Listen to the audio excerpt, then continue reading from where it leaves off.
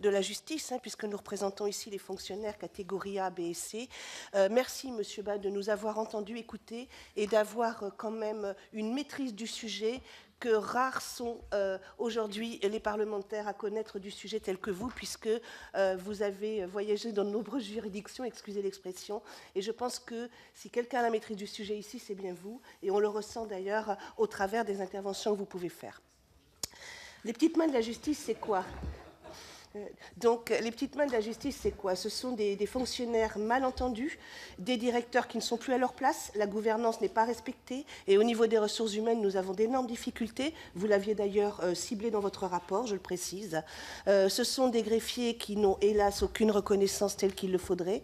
Aujourd'hui, il y a de nombreuses tâches qui sont faites dans l'ombre par les greffiers et qui ne sont pas reconnues pour autant. Il est dommage de voir des choses se disperser pour fuir vers donc des entreprises privées, on va faire simple, alors que les greffiers étaient tout à fait aptes à accomplir ce type de mission. Vous savez que ça a toujours été donc une de nos revendications en ce qui concerne l'UNSA des services judiciaires, et bien évidemment nous continuons à la porter. Donc ça c'est quand même très important. Aujourd'hui nos craintes c'est quoi? C'est que le peu d'estime que l'on consacre aux fonctionnaires en général et aux fonctionnaires de justice en France, des gens bien payés qui ne font pas grand-chose, enfin voilà, bon, l'image surannée, hélas, de la fonction publique demeure, mais ce que nous craignons, c'est que nous devenons des pions.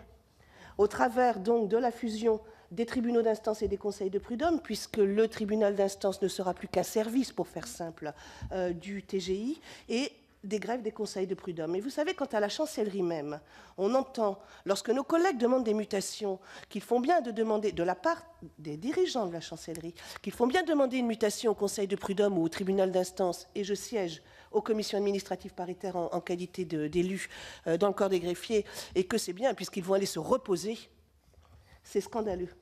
Non, ils ne se reposent pas. Ils ont des horaires que je nommerais de normaux.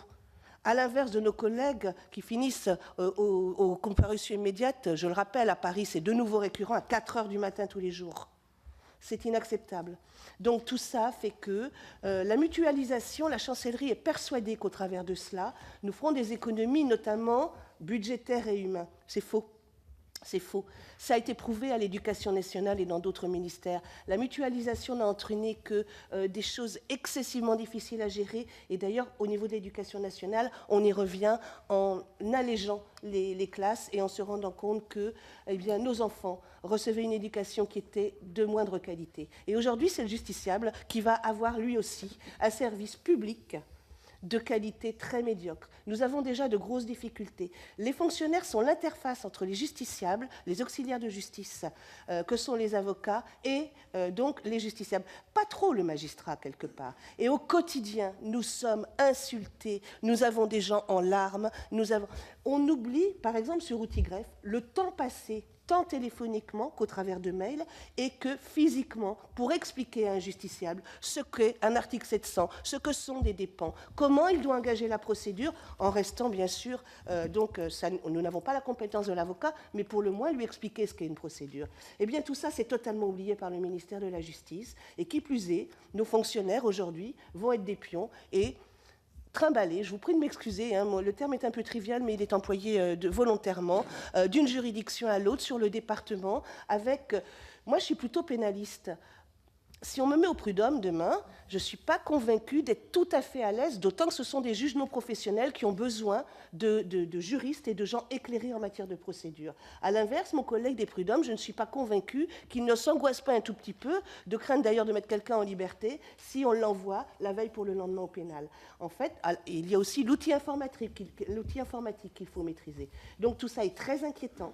Les fonctionnaires deviennent des pions, quelle que soit la catégorie socio-professionnelle. Nos directeurs de greffe sont voués à mourir, puisque ça devient des chefs de service et plus des directeurs avec les compétences qu'ils avaient auparavant, et tout ça est très inquiétant.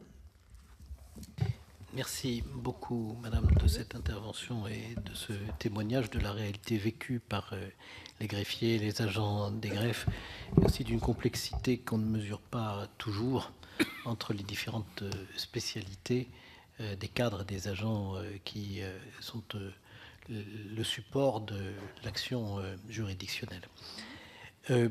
Nous avons maintenant la CGT des chancelleries et services judiciaires avec Monsieur Michel Demoule. Oui. Monsieur le Président, Mesdames et Messieurs les sénatrices et les sénateurs,